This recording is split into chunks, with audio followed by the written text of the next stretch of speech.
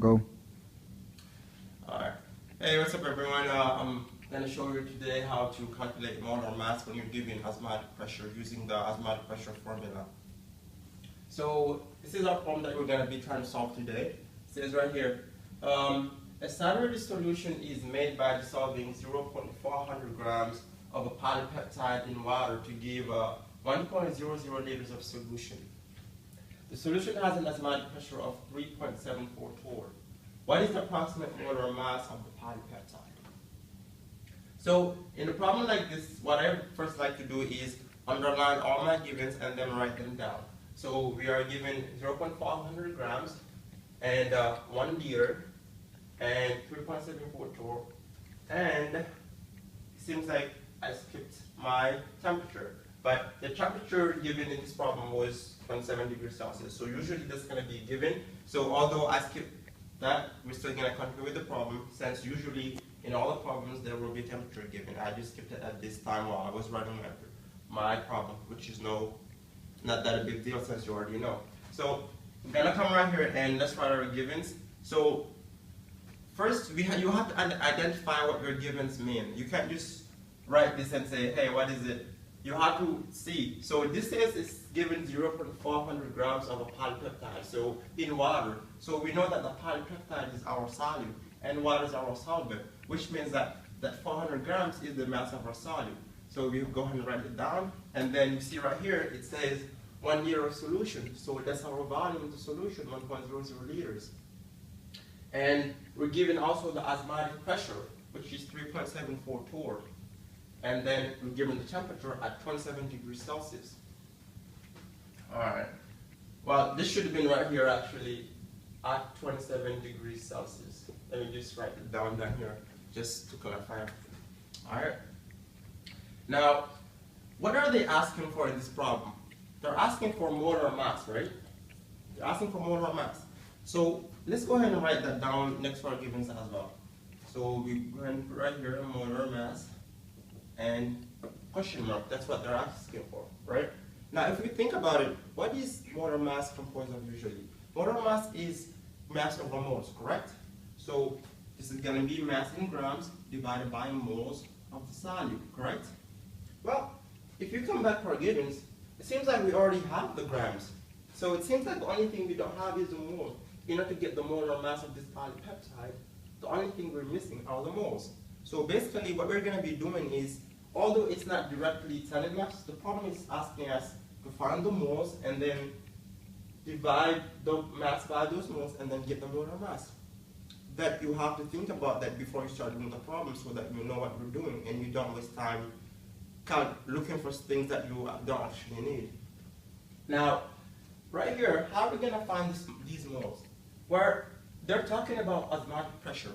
So that's a giveaway, which means that we have to use our osmotic pressure formula, which says that osmotic pressure equals to molarity times R, gas constant R, times temperature. Now, let's go ahead to our givens, and then usually in all the problems you will have your gas constant given. So in this case, I'm going to go ahead and write my gas constant down here. Now, if you notice by now, there are two types of gas constants. There's one that's in joules per mole Kelvin, and there's another one in ATM, atmospheric pressure, liters per mole Kelvin. Now, in this case, which one are we going to use? Well, we have to use the one with pressure, right? Because the other one has joules in it, which has something to do with energy. But this has everything to do with pressure. So we have to choose the gas constant that deals with pressure, ATM. So let's go ahead and write it down here.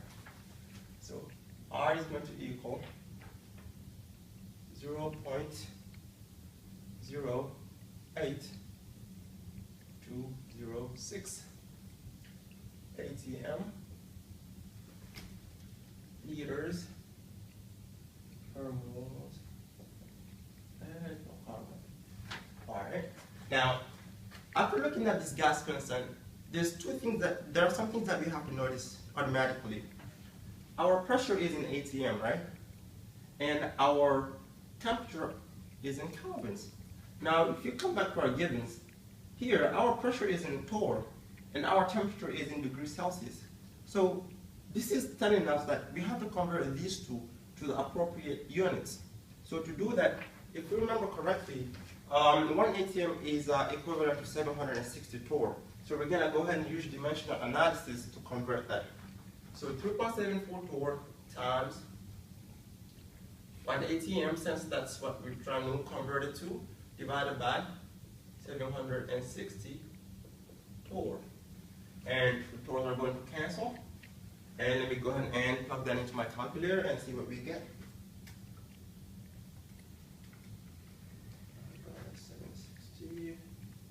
Alright, and still keep the right number of sig figs. It's gonna be 4.92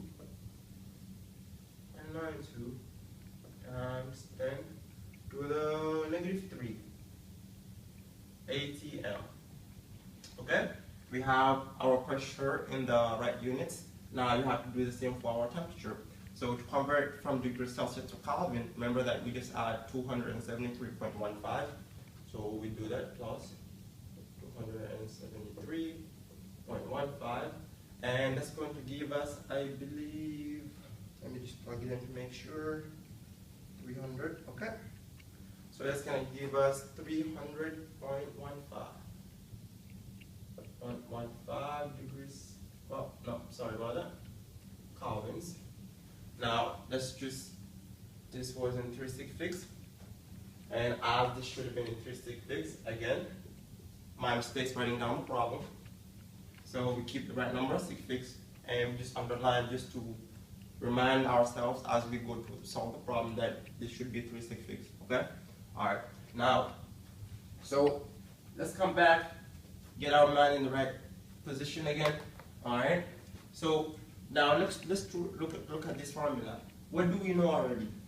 We know the osmotic pressure, that's given, and the gas constant is always given, and temperature is given as well. So it seems like the only thing we don't know is the molarity, right? The concentration. And if you remember, if you can recall, molarity can be rewritten as moles of solute per liters of solution, right? So liters of solution, just the volume, right?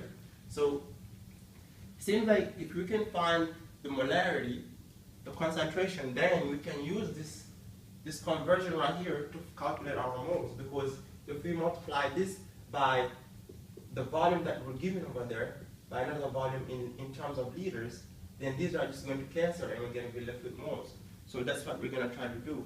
Now, some people like to do this in one step and solve for the moles, but I like to do it the two-step way because you're less likely to make mistakes that way. Now, let's go ahead and do that. So let's go ahead and rewrite this in terms of what we're trying to solve for.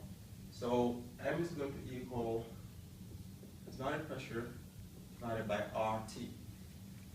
Alright, now all we have to do is just plug it in. Alright, so M again is going to equal, now what's our osmotic pressure here? It's 4.92 times 10 to the -3 ATM. Let me write it a little bit below.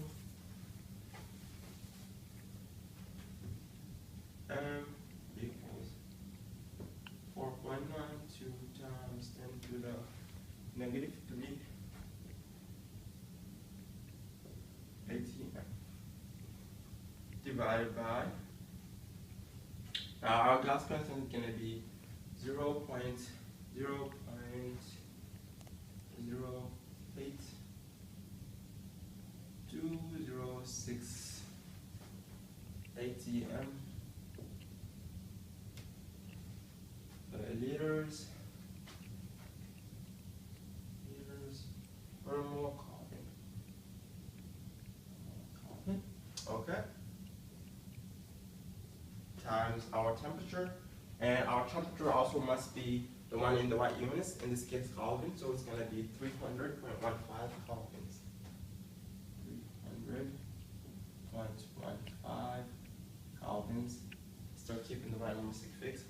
So let's go ahead and close this parenthesis. And if you want, you can go ahead and put a whole bracket to the whole thing, but there's no need here. Alright, now let's go ahead and plug this into our calculator. Alright, I'm just gonna bring this ahead again. 4.92 times 10 to the negative 3 ATMs. Alright, I'm gonna go ahead and multiply these two. And when we do this, these columns I'm going to cancel over here. 0.08206 times 300.15. Okay. Alright, 366. So divide. And we have 24.6. Alright, which is what should be 63. Alright, and we still have the rest of the units, ATM liters. ATM. Sorry about that. 4.63. And remember, this should be 3 sig figs. So always underline just to keep tab, okay? 24.63. Now bring down our units, ATM liters per mole. Alright, okay. And now we go ahead and do this division. Now once we do this division, these ATMs are going to cancel. And this mole is going to come to the top. And you're going to get something in terms of mole per liter, which is what the units of concentration should be. Alright, let's bring out another equal sign. So we do 4.92 e to the negative 3, 4.60.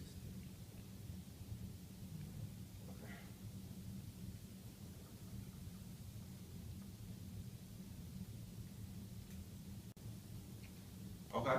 All right. So once you do this right, do this division, you should get with this. You should have this value right here. And remember, through your math divisions or what, I don't know where you learned this, but there should be, this mole is going to come on top, and you're going to still keep this liters. So you end up with moles per liter, which is a concentration M. All right. And now, if you want to come, now we just need to find the moles. In order to do that, we have to multiply it by the volume that we have, that we were given, the volume of the solution. So instead of rewriting this down here, you can just follow up and just multiply this by our volume solution, 1.00 liters. And liters are going to cancel, and we're going to be left with moles. And now let's throw a, there's no need to put this in the calculator anyways, because anything multiplied by 1 is itself in it. So you get, again, 1.99, keeping the right sig figs, 75 times 10 to the negative 4 moles. Alright, now we have our moles. So to find the molar mass, we just plug it in here. So I have to bend for this one. So molar mass is going to be equals to the grams, which was given 0.400 grams. So 0.400 grams divided by our mole. 1.997536 times 10 to the negative 4 moles. Alright, let's go ahead and plug that into our calculator. 4 divided by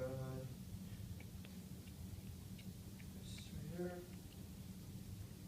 Okay. So you should get 2,002 grams per mole. However, we're not done yet because we've got to make sure we have the right sig figs. So this has 3 sig figs, this has 3 sig figs, so this has to be 3 sig figs, which means that we have to write it in terms of scientific notation. So we're just going to move the decimal place here, 3 decimal places. So it's going to be 2.00 times 10 to the 3 grams per mole. And this is our molar mass. Alright, there you have it. How to calculate molar mass when you're given osmotic pressure. Thank you very much. Like,